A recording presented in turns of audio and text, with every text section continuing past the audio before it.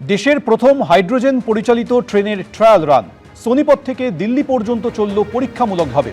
প্রতি ঘন্টায় সর্বোচ্চ স্পিড উঠল 120 কিলোমিটার।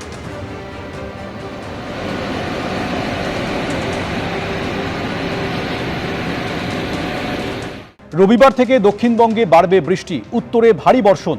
রবিবার পর্যন্ত বিক্ষিপ্ত বৃষ্টি হতে পারে, তারপরেই বাড়তে পারে বৃষ্টি। উত্তরবঙ্গে ভারী বৃষ্টির সতর্কতা জারি হয়েছে। পার্বত্য এলাকায় ধসের আশঙ্কা রয়েছে।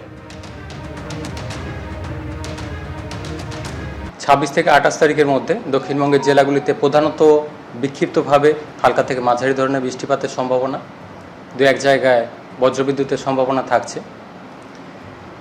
যেহেতু এই ধরনের বজ্রবিদ্যুৎ স্থানীয়ভাবেই বেশিটা হচ্ছে, টেম্পারেচার বেশি রয়েছে, জলীয়বাষ্পের প্রবেশ বেশি রয়েছে, ফলে স্থানীয়ভাবে যেখানে হচ্ছে বজ্রবিদ্যুতের তীব্রতা থাকছে মাঝে মধ্যে।